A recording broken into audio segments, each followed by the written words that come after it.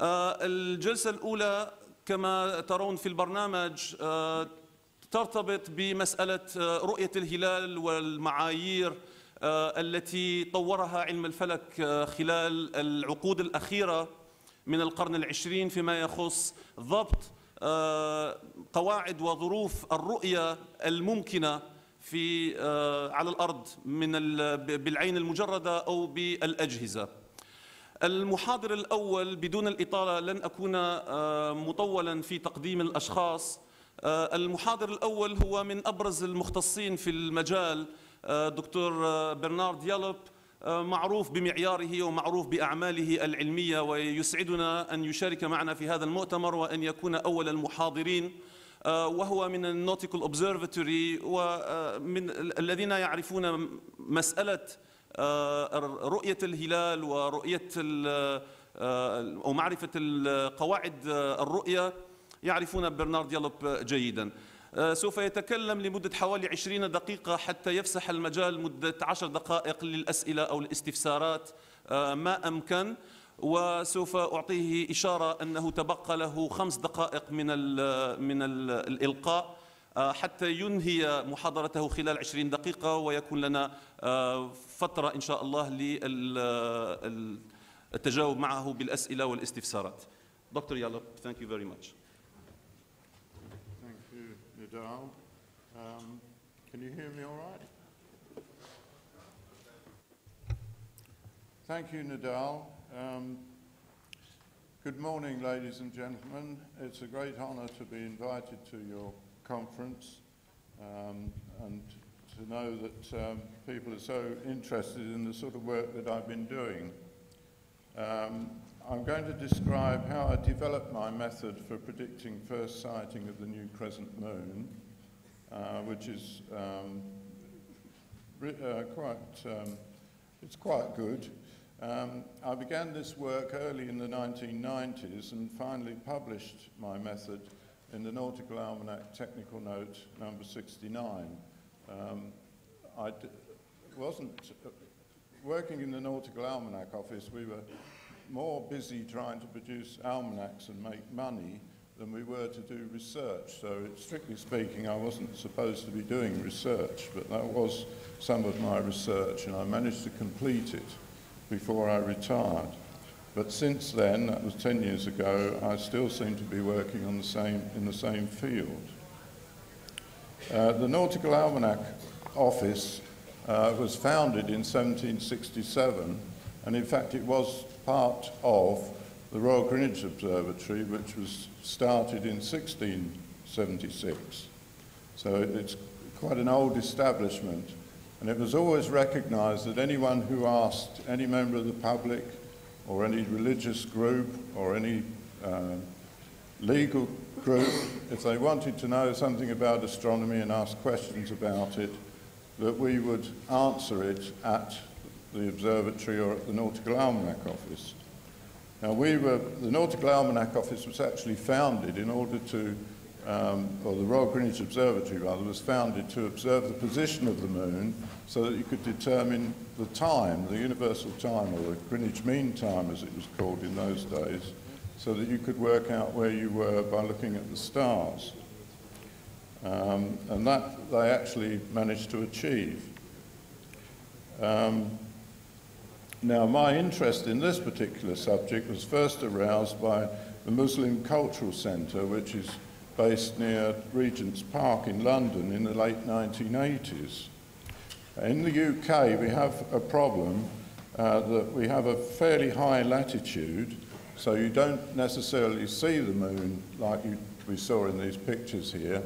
It can actually be skimming around the horizon, and it may be several days before you are able to see it.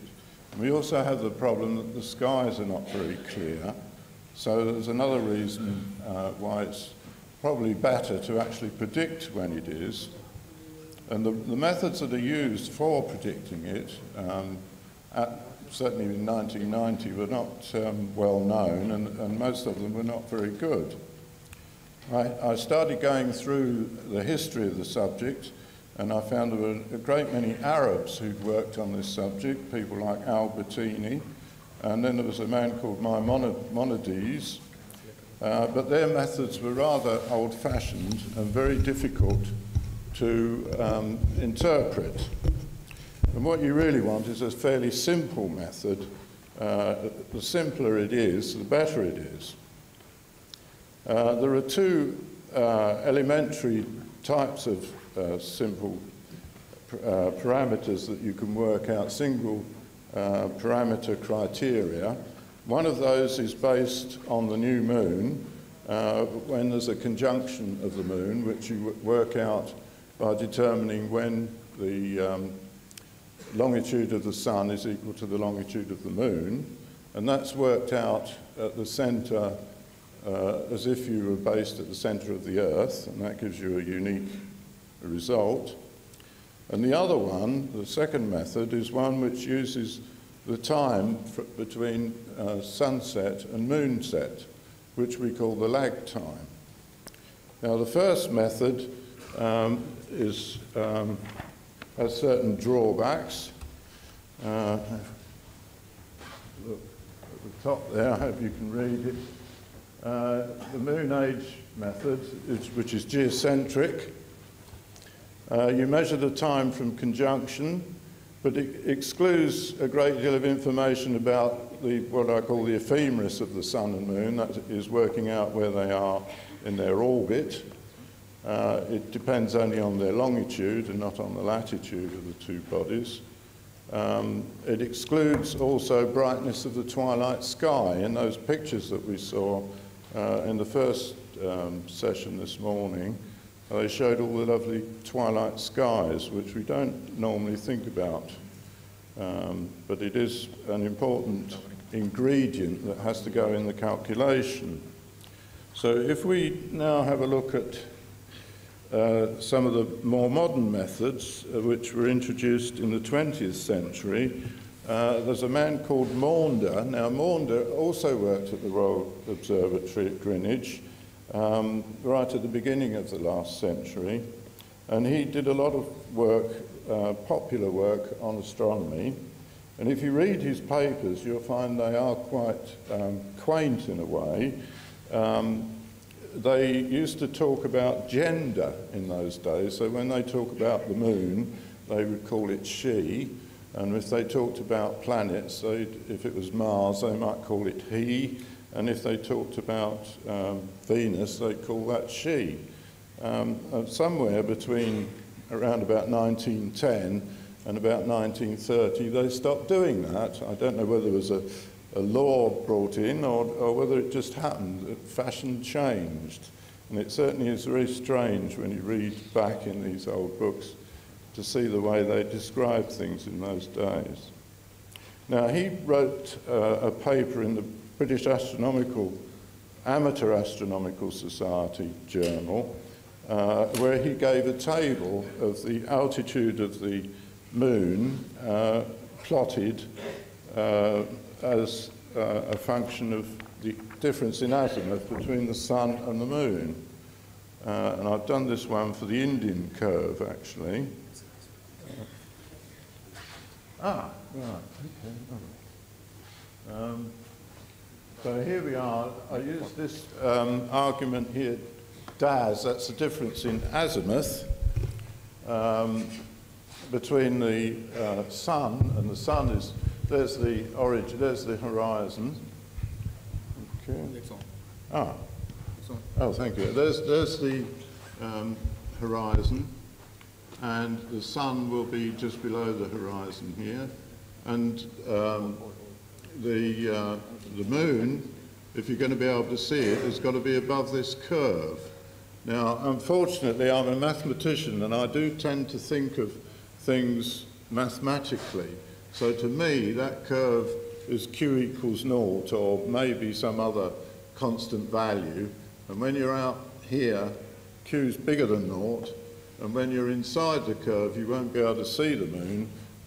Q is less than 0. Now, the reason why you can't see it really is because of the twilight sky, which is very bright below the sun, and as you get further away, it gets fainter.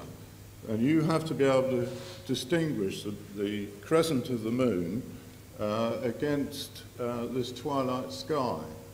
And if the crescent moon is down here, you won't be able to see it, but if it's above there, you will. Now, I must add that when I think of seeing crescent moons, I always think of naked eye, or unaided eye, because I tend to look at the moon with my eyes. I never use a telescope. In fact, the only time I ever looked at the moon with a telescope was with a 100-inch telescope. I set it on I managed to find it by swinging the telescope round and got it on a full moon, and there was so much light came in, it made me feel sick, actually. It's a fantastic amount of light, actually, with a big telescope. So, as I say, all I think about is this number here, just a single number, but it contains a lot of information because it's got all the information that's on that curve, whereas the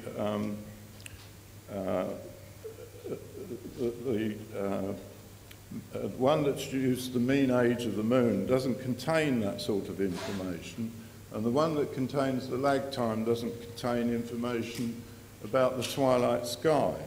So we managed to get most of the information into this curve here.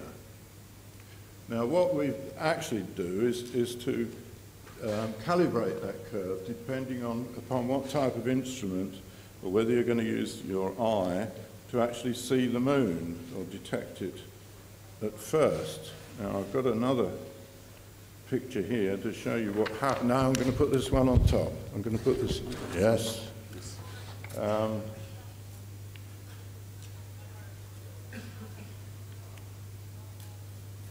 what happens is that, supposing that was for a telescope, this observation, this curve were for a telescope, and if you wanted to know, if you hadn't got a telescope and you wanted to use your eye, then you'd have to go further up. This Q equals naught, or this constant value of Q, would go further up. So it actually slides up like so to a new position.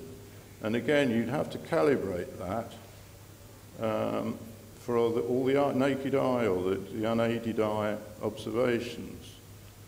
And in fact, you can get a whole series of curves and dividing the whole area of the sky up into zones. So that you get even more information that way. Now, some people do say to me, well, if you can do that, can you measure between one type of telescope and another? Well, no, you can't, because you're just stretching your luck a bit. It's not that precise. You've got to make up your mind what you are going to call the first visibility of the new moon. Is it going to be a naked eye? Is it going to be for the biggest telescope you've got, or the best telescope? I might say that technology, as it races on, defeats you in the end. You can get your curves and you will still get beaten. Right, now, so here I've summarised the Q curves. The Q curves are geocentric, and they're always of the type that Q is arc V, and I'm sorry I didn't explain really what arc V is. I'll have to put the other diagram back, minus some function of DAS, or in some cases W, where W is the width of the moon's crescent. If I may just have this one back again. Is it there? Thank you. That's it. You have to learn about these angles. I'm sorry about that. DAS is the difference between the azimuth of the moon and the azimuth of the sun, and arc V is the altitude between the moon and the sun as seen at the centre of the Earth, geocentric. And the other distance here is arc L. This distance to here, if the moon's there, that distance is arc L. That's the elongation of the moon, and the actual width, W, is 1 minus the cosine of, well, it's proportional to 1 minus the cosine of arc L. Now, these are angles in a spherical triangle that you're looking at, because you're actually looking at the sky. You're not looking at something flat. And they are related by a simple formula that cos arc L equals cos DAS times cos arc V. Now, if you expand the cosine formula, which is an even function, you find in effect that it's Pythagoras out to about 20 degrees at least. So you can think of it in terms of Pythagoras. So that arc L squared is arc V squared plus DAS squared. Now, the actual idea of using the geocentric coordinates is quite important in a way, because it's only by looking at the situation, the plane of the centre of the sun, the centre of the moon, and the centre of the earth, that you can say definitely where the shadow line is on the moon. If you then want to translate yourself to the surface of the earth, which we call topocentric position, you then have to apply corrections. Now, DAS, being azimuth, is the same actually in either in geocentric or topocentric coordinates. All the parallax, which is what happens because you see the moon from a different position on the surface of the earth, it moves by nearly a degree, is all the difference in altitude is the parallax, so that we talk about parallax in altitude. So it actually separates out the effect when you work in those coordinates, so they're quite important. And one of the things that you have to do with this work is that you want to copy or bring into account the work of Maunder. Now, here's all three curves here, and it was Maunder that really I learned the most. I learned more from Maunder than anybody else in a way, but you can see the problem with Maunder. Here's your twilight sky, and instead of it being possible to see it, the moon, as you get much further away from the sun, you can't. It's Q still bigger than Q 0 right out here, whereas you want Q to drop off quickly. So you've got to have that situation right. Okay. I plotted the other curves here of the Indian. Incidentally, the Indian one I got from the Indian astronomical ephemeris, and the Indians from the time of the Mughals must have been observing the moon, and they must have kept observations. And I found that their little table, which is only six entries, gave me very good answers, and I think everybody has been using those same values. I stuck to them. The only thing was that I changed the argument from DAS to W, because W does tell you more about what's going on. Now, I think I messed my plot up of W, so I won't show it. Yeah. Let's go back to that one now. So now we come down to the bottom part here, which is my visibility test parameter Q, in terms of W. And this is the one which I've seen everybody repeating in the literature. Now, I did divide it by 10 to keep Q more or less plus or minus 1 in that range, but it's a matter of taste whether you normalise it or not. the other thing that I did, and this was pointed out to me by a man called Lowinger, who helped me or encouraged me to keep on with this work. When there were times when I was giving up, he would come up with some new ideas and try and keep me at it.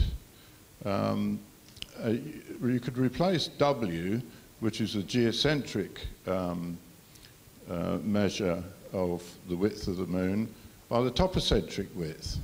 Now, the actual equations that do that are really quite small. It doesn't have much effect. So it doesn't do a lot of harm to this equation.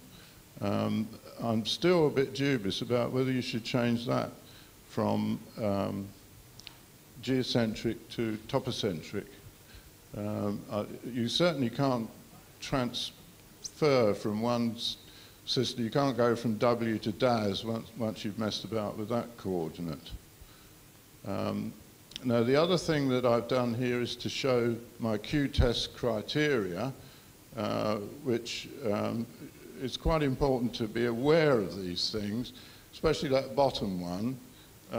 You can't see the moon when arc-L is less than about 8 degrees, and that's due to what's known as the Danjon limit.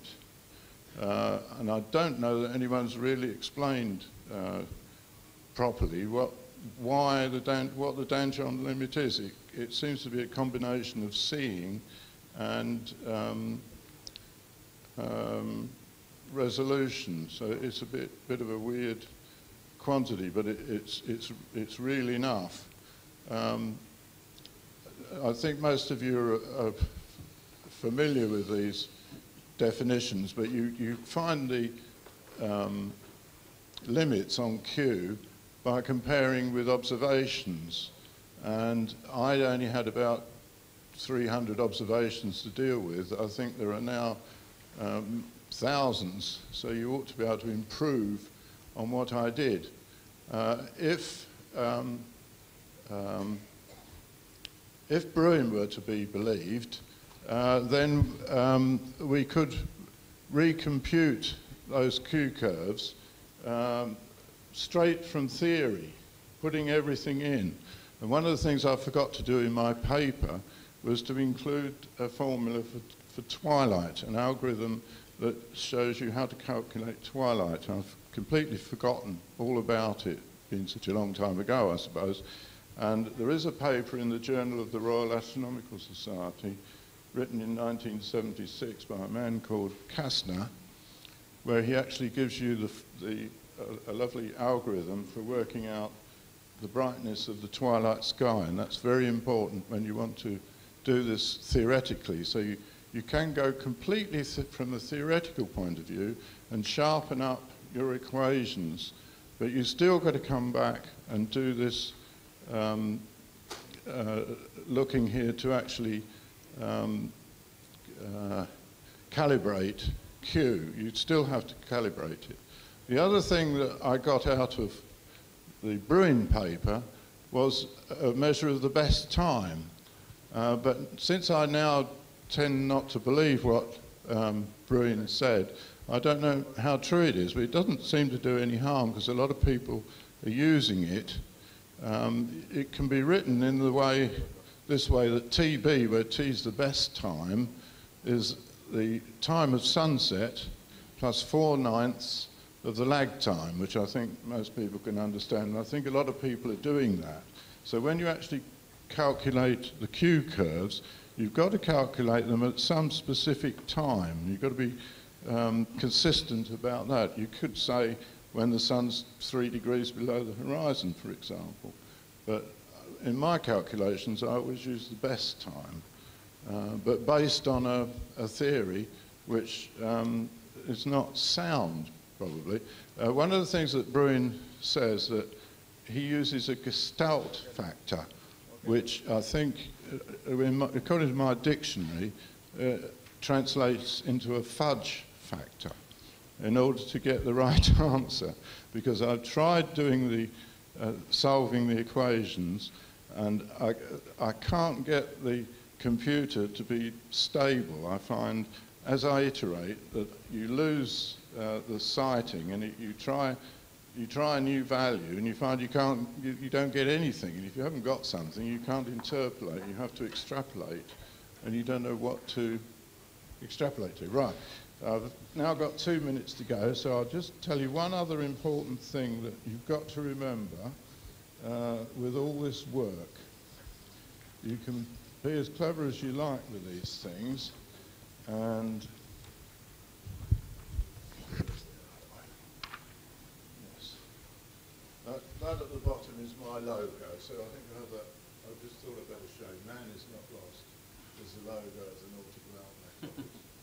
Up the top is the quantity delta T. When you want to work out a calendar or work out when a first sighting is, the clock that you use is really the Earth. It's the Earth rotating, but in fact the moon has got a dynamical time in it, which is uniform, and the Earth's time is not. It's slowing down because of tidal friction. And if you go back in the past to about, well, here, minus 500 years, you can see how delta T, the correction, goes up to nearly 5 hours. And we could get those figures by looking at eclipses. So you can actually, there's the theoretical one, ... and there are the actual observations. Now this diagram here shows you in small terms, if you think of it in seconds, how it jumps about. Unfortunately, you can't predict it. It does jump about. With global warming at the moment, it's probably causing lots of problems. And it won't be long before there'll be 2 leap seconds going in to the clock. Now, I often run my programs for 50 years or so, but in fact they become a bit meaningless probably after about 30 years. So if you're going to think of a calendar and you want to be able to compute it, I think you've got to think about delta T. It's always going to be a problem, and a lot of people are not aware of that. You know, unless you've been working in the field, you wouldn't realise what a difficult problem it can be. Okay. Thank you so very much, Dr. Yalop. If you'll allow me, because I was told that the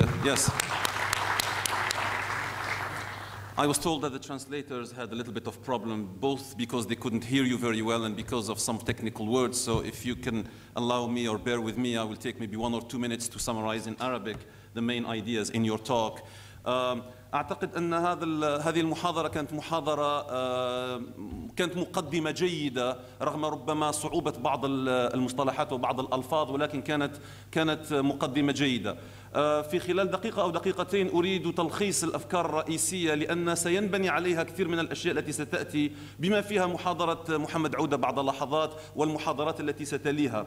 أولا قام الدكتور يالوب بمراجعة تاريخية سريعة من الأرصاد ومن المعايير الأقدم التي الهندية القديمة، وبما فيها بعض من المسلمين سمى البتاني مثلا، ثم أتى إلى القرن العشرين وسمى موندر، وتقدم بعد ذلك إلى بروين وغيره إلى المعيار الذي وضعه هو.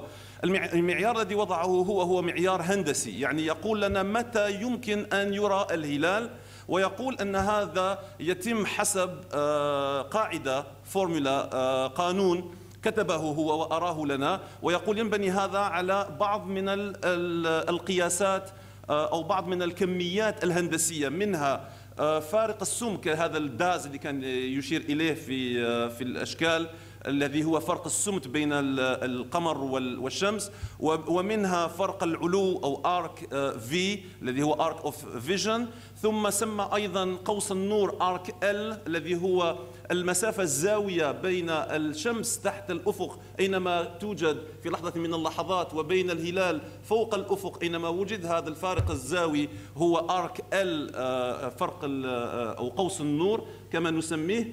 ثم أشار إلى أيضا سمك الهلال W الذي يدخل في قانونه الW أو W برايم الذي أراه في قانونه هو سمك الهلال بالزاوية كما يقاس بأجزاء من الدقائق إلى آخره.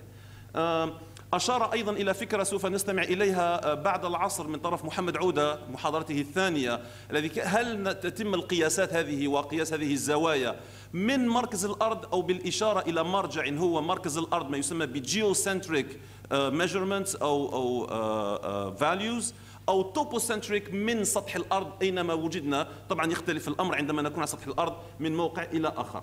طبعا أهم شيء أراه لنا في الأخير هو قاعدته معياره الذي يقول لنا متى سوف يرى. وطبعا أراكم القاعدة القانون بشكل عام، ثم قال داخل هذا القانون حسب ظروف المشاهدة، هل هي ظروف مثالية أم ظروف صعبة أو إلى يعني الحالات المختلفة التي أراها، يجب أن يكون كمية كيو هذه التي كان يريها دائما في الأشكال، يجب أن تتخذ كمية كيو هذه قيمة بين القيم التي أراها.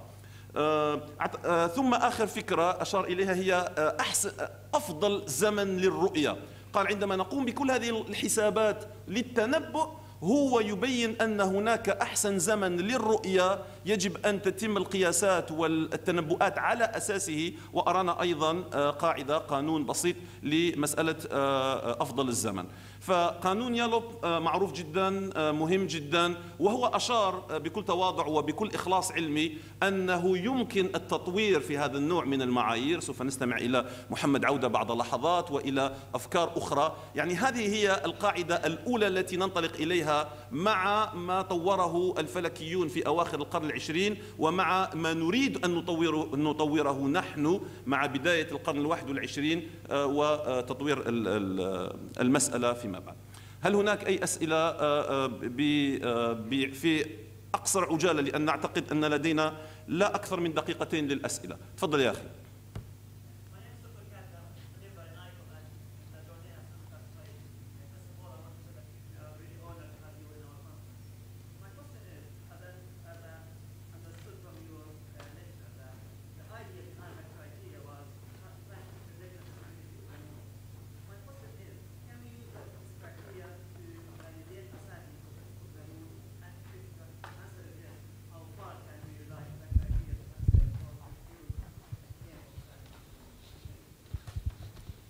Yeah, I really don't know the answer to how you can rely on it, because I'm not the person who does the observing. I think, you know, there's got to be another group. Other people would know the answer to that. I mean, there's a Moonwatch group, for example, in the UK, and I think they've got 1,500 observations now. You need a lot of observations to actually test it. But I think I saw one paper that was going to be shown in the poster session, and that just vindicated my techniques. I mean, but at the end of the day, it's a religious thing as well. It's not just a question of what the scientists think. It has to be agreed by the clergy, if you like, or the imams. So it's quite a complicated thing. And I don't have it, you know, usually I give my results. They're there. Anyone can use them. I make them as simple as they can so anybody can do it. It's really up to the user then to decide whether they like it or not. One more question. سؤال واحد ثاني فقط. تفضل يا بسرعة لو سمحت. قانون الدكتور واضح وجميل ويعتبر يعني قانون يعني خلاصة القوانين السابقة، لكن الذي ألحظه على هذا القانون أنه لم يتعرض بإسهاب إلى الموقع الجغرافي، فالموقع الجغرافي له أهمية بالغة بالنسبة. واضحة الفكرة، شكرا جزيلا.